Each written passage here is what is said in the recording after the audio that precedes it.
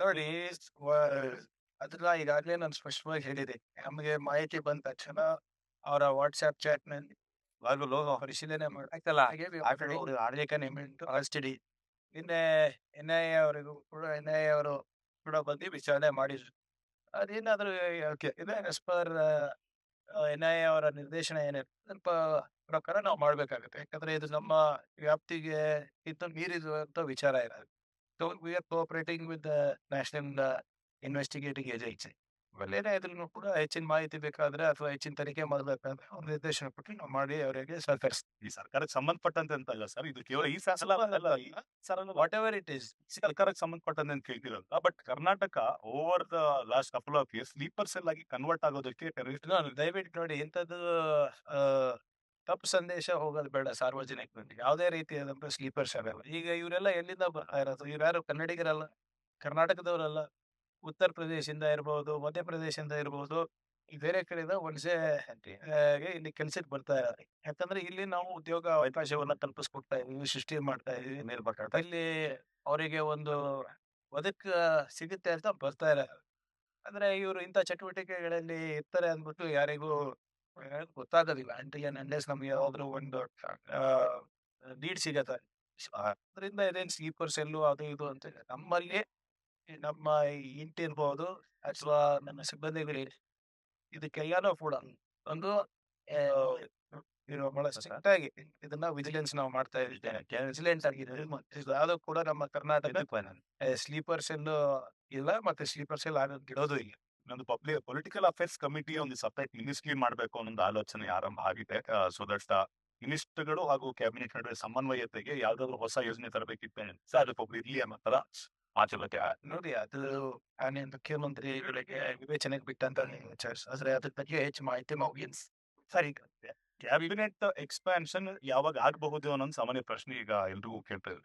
ನೋಡಿ, ಈಗ ಆಗ್ಲೇ ಮಾನ್ಯ ಮುಖ್ಯಮಂತ್ರಿಗಳು ಇದ್ರ ಬಗ್ಗೆ ಸ್ಪಷ್ಟೀಕರಣ ಕೊಟ್ಟಿದ್ದಾರೆ. PCC ಅಧ್ಯಕ್ಷರು ಕೂಡ ಕೊಟ್ಟಿದ್ದಾರೆ. ಆದಷ್ಟು ಬೇಗ ಈ ಪ್ರಕ್ರಿಯೆನ ಮುಗಿಸಿ ಇದು ಸಂಪೂರ್ಣವಾದಂತ ಕ್ಯಾಬಿನೆಟ್ ಇದ್ರೆ ಆಡಳಿತಕ್ಕೂ ಅನುಕೂಲ ಆಗುತ್ತೆ. ಸೊ ಅದನ್ನ ಬಹುಶಃ ಏನೋ ಒಂದು ವಾರ 10 ದಿನದ ಹೊರಗಡೆ ಮಾಡ್ತೀನಿ ಅಂತ ಕೂಡ ಅವ್ರು ಹೇಳಿದ್ದಾರೆ. ಆ ಪ್ರಕ್ರಿಯೆ ಏನಿದೆ, it's already in process. G20 ವಿಚಾರವಾಗಿ ಕುಮಾರಸ್ವಾಮಿ ಅವರು ಕಾಯ್ತಿದ್ದಾರೆ. CM ಅಲ್ಲಿಗೆ ಬಂದು ಚರ್ಚೆ ಮಾಡ್ತಾರೆ. ಈಗ ನೀವೇ ಹೇಳಿ,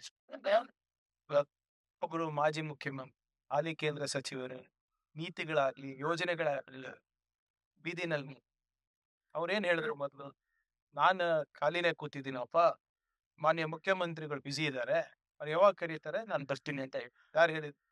ಆಹ್ವಾನ ಮಾಡಿ ಗೌರವಯುತವಾಗಿ ವಿಧಾನಸೌಧಕ್ಕೆ ಬನ್ನಿ, ನಿಮ್ ಜೊತೆ 5 ಜನ ಕರ್ಕೊಂಡು ಬನ್ನಿ, ನಿಮ್ದು ಏನೇ ಸವಾಲುಗಳಿರ್ಬೋದು, ಏನೇ ಸಲಹೆಗಳಿರ್ಬೋದು, ಸಮಸ್ಯೆಗಳಿರ್ಬೋದು ಬಗೆಹರಿಸಲಿಕ್ಕೆ ಪ್ರಯತ್ನ ಪ್ರಾಮಾಣಿಕವಾಗಿ ಮಾಡೋಣ ಎಲ್ಲರೂ ಸೇರಿ. ಅವ್ರು ಇಲ್ಲ ನಾನು ಬರ್ಲಿಕ್ಕಾಗಲ್ಲ, ನೀವೇ ಬನ್ನಿ ಅಂತ. ಡೇಟು ಚೇಂಜ್ ಮಾಡಿದ್ರು, ವೆನ್ಯೂನು ಚೇಂಜ್ ಮಾಡಿದ್ರು. ಇದು ಸರಿನಾ ಹೇಳಿ? ಬೀದಿನಲ್ಲಿ ಇವತ್ತು ಯೋಜನೆಗಳು, ನೀತಿಗಳು, ಸಮಸ್ಯೆಗಳು ಪರಿಹಾರ ಆಗ್ತವೆ. ಸಮಸ್ಯೆಗಳನ್ನ ಆಹ್ವಾನಿಸ್ಬೇಕು ಅಂದ್ರೆ ಬನ್ನಿ, ಚರ್ಚೆ ಮಾಡ್ಲಿಕ್ಕೆ ರೆಡಿ ಇದಾರಲ್ಲ. ಆದ್ರೆ ಇವರು ಮುಖ್ಯಮಂತ್ರಿಗಳಿದ್ರಲ್ಲ, ಇವ್ರು ಮುಖ್ಯಮಂತ್ರಿಗಳ ಎಷ್ಟು ಸರಿ ಹೀಗೆ ಬೀದಿನಲ್ಲಿ ಹೋಗಿ ಚರ್ಚೆ ಮಾಡಿದ್ದಾರೆ ವಿರೋಧ ಪಕ್ಷದವ್ರ ಜೊತೆ? ಮಾಡಿದಾರ? ಇವಾಗ ಯಾಕೆ ಇದು ಪೊಲಿಟಿಕಲ್ ಸ್ಟಂಟ್. ಅವರ ಹಿರಿತನಕ್ಕೆ, ಅವರ ನಿಭಾಯಿಸಿರುವಂತ ಜವಾಬ್ದಾರಿಗೆ ಅಥವಾ ಇವಾಗಿರುವಂತ ಜವಾಬ್ದಾರಿಗೆ ಸ್ಥಾನಮಾನದಲ್ಲಿ ಇದು ಶೋಭೆ ತರುವಂತ ರೀತಿಯಲ್ಲಿ ನಡ್ಕೊಂತ. ರೈತರ ಸಮಸ್ಯೆನ ರೈತರ ಮುಂದೆನೆ ಮಾತಾಡೋಣ ಎಲ್ರಿಗೂ. ಸರ್, ಎಷ್ಟು ಈಗ ಈ ರೈತರ ಸಮಸ್ಯೆ ಇರ್ಬೋದು, ಕಾರ್ಮಿಕರ ಸಮಸ್ಯೆ ಇರ್ಬೋದು, ಮಹಿಳೆಯರ ಸಮಸ್ಯೆ ಇರ್ಬೋದು, ಯುವಕರ ಸಮಸ್ಯೆ ಇರ್ಬೋದು, ಯಾವತ್ತಾರ ನೀವು ಬೀದಿನಲ್ಲಿ ಚರ್ಚೆ ಮಾಡಿದಾರ? ಯಾರನ್ನ ಮಾಡಿದಾರ? ಎಸ್, ಒಂದು ಯಾರಾದ್ರೂ ಮಂತ್ರಿಗಳು ಹೋಗ್ತಾರೆ, ತಿಳ್ಕೊಂಡ್ ಬರ್ತಾರೆ, ಸಂಬಂಧಪಟ್ಟಂತ ಇಲಾಖೆದವ್ರು ತಿಳ್ಕೊಂಡ್ ಬರ್ತಾರೆ, ಮುಖ್ಯಮಂತ್ರಿಗಳ ಜೊತೆ ಚರ್ಚೆ ಮಾಡ್ತಾರೆ. ಇದು ವಿಚಿತ್ರ ಪ್ರವೃತ್ತಿ ಬೆಳೆಸ್ತಾ ಇದಾರಲ್ಲ ಯಾರು?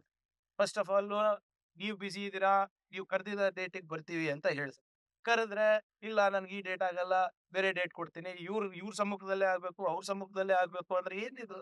Is the chief minister of Karnataka, ಯಾರ್ the union minister of India. ಯಾಕೆ ಹೀಗೆ ವರ್ತನೆ ಮಾಡ್ತಾ ಇದ್ದಾರೆ? ಪ್ರವಾಸಿ ತಾಣಗಳಲ್ಲಿ ಜನ ನೀರಿಗಿಳಿದು ಸಾಮಾನ್ಯ ಹೆಸರಲ್ಲಿ ಹೆಚ್ಚಾಗ್ತಾ ಇದೆ. ಮತ್ತೆ ಕುಮಾರಸ್ವಾಮಿ ಸತ್ರ ಬರೆದಿದ್ರು ಟು ಟೇಕ್ ಅಗತ್ಯ ಕ್ರಮಗಳನ್ನ. ನೋಡಿ, ಇದು ನೆನಪಿದ್ರೆ 2017ರಲ್ಲಿ ನಾನು ಟೂರಿಸಂ ಮಿನಿಸ್ಟರ್ ಇದ್ದಾಗ ಕೂಡ ಖಂಡಿತವಾದಂತ ಸ್ಟ್ಯಾಂಡರ್ಡ್ ಆಪರೇಟಿಂಗ್ ಪ್ರೊಸೀಜರ್ಸ್, ಎಸ್ಪೆಷಲಿ ಎಲ್ಲಿ ಜಲಾಶಯಗಳಿವೆ ಅಥವಾ ನದಿ ಜಲಮೂಲಗಳಿವೆ, ನದಿ ಇವೆ, ವಾಟರ್ ಫಾಲ್ಗಳಿವೆ, ಎಲ್ಲನೂ ಕೂಡ ನಾವು ಸ್ಟ್ಯಾಂಡರ್ಡ್ ಆಪರೇಟಿಂಗ್ ಪ್ರೊಸೀಜರ್ಸ್ ಮಾಡಿದ್ವಿ. ಮತ್ತೆ ನಮ್ಮ ಕಡೆಯಿಂದ ಎಲ್ಲೆಲ್ಲಿ ಗಾರ್ಡ್ ರೇಲ್ಸ್ ಹಾಕ್ಬೋದು ಅದನ್ನು ಕೂಡ ನಾವು ಅಳವಡಿಸ್ಕೊಳ್ತೀವಿ ಅವಾಗ. ಆದ್ರೆ ಏನ್ ಮಾಡೋದು ಒಂದೊಂದ್ಸರಿ ಆ ಈ ರೀಲ್ಸ್ ಮಾಡೋಷ್ಟರಲ್ಲಿ ಎವ್ರಿಬಡಿ ಇಸ್ ರೆಸ್ಪಾನ್ಸಿಬಲ್ ಸರ್. ನಾವು ರೆಸ್ಪಾನ್ಸಿಬಲ್, ಜನರು ರೆಸ್ಪಾನ್ಸಿಬಲ್ ಆಗಿ ಬಿಹೇವ್ ಮಾಡ್ಬೇಕಾಗ್ತದೆ. ಬರೀ ನನ್ನ ಮೇಲೆ ಅಂತ ಅಲ್ಲ. ಈಗ ನಿಮ್ಗೆ ನೆನ್ಪಿದೆಯೋ ಇಲ್ಲಿ ನಾವೇ ಒಂದು ಅರ್ಧ ಪೇಜ್ ಮುಕ್ಕಾಲು ಪೇಜ್ ಅಡ್ವರ್ಟೈಸ್ಮೆಂಟ್ ಹಾಕಿದ್ವಿ.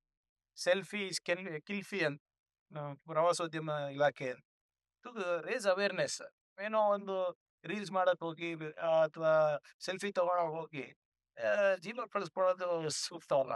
So everybody has to behave responsibly. Government also has to do enough build enough infrastructure to ensure people enjoy nature, but without harming themselves. ಜನರು ಕೂಡ ಜವಾಬ್ದಾರಿ ಇಲ್ಲಿ ಅವರಿಗೆ ಅಪಾಯ ಬಹಳ ಜವಾಬ್ದಾರಿ ಶಿಕ್ಷಣ ನಡ್ಕೋಬೇಕು. Person who's been arrested in Davangere is found to have planned to blast bomb in Ayodhya. See, whatever is the person's intention, we have already ensured he's in custody, and we have also ensured that the NIA interrogates him. We will do whatever the NIA suggests further, because the concerned person is not a native of that. He happens to come from Uttar Pradesh, and quite naturally, they all, whether it's from Uttar Pradesh, Bihar, or Madhya Pradesh, they come here looking for better opportunities. So, whatever it is, he's in custody, and we will go by whatever the central government asks us to. There will be no compromise when it comes to national security from the government of Karnataka. We will cooperate completely with the federal government. Swami has written another letter to the government seeking the intervention of CEFs in Fairamangala, and he wants the immediate target in front of the farmer. So, see, this is very unbecoming of a union minister to call the chief minister to discuss policy matters or schemes or projects on the road. I mean, he was the one who said that the chief minister is busy. I will be more than happy to come wherever the chief minister calls. And that's why the chief minister wrote to Mr. Kumaraswamy saying that please come to Vidhan Sabha, bring 5 people along with you. That could be farmers or that could be lawyers or anybody whom you deem fit. We will have a discussion, try to sort out whatever issues that you are raising. But post that, Mr. Kumaraswamy says that he rejects CM's letter and says, no, I want you to come on this date to this place. That's very unbecoming of a union minister. He's been a former chief minister. Was this the way he got things done that time? On the streets? Can policy matters, projects be discussed on the streets? And should it be discussed on the streets? Yes, you are. If you are well aware of the problems of the farmers, well aware of the problem of the people out there, please come and discuss. Who's stopping you? And being a union minister, you're not upholding the dignity of your chair, nor are you upholding the dignity of the chief minister's chair. Regarding the Rama Mandira, theft of donation meant by devotee. So when is the Prime Minister doing a Mann Ki Baat on this? The Pran Pratishthapan was done by the Prime Minister. Inauguration was done by the Prime Minister. How do you know that the Ram Temple donation misappropriation also money has not gone to him? Where is the Prime Minister's voice now? Where is Mr. Yogi Adityanath ji's voice now? I heard a statement yesterday. Do not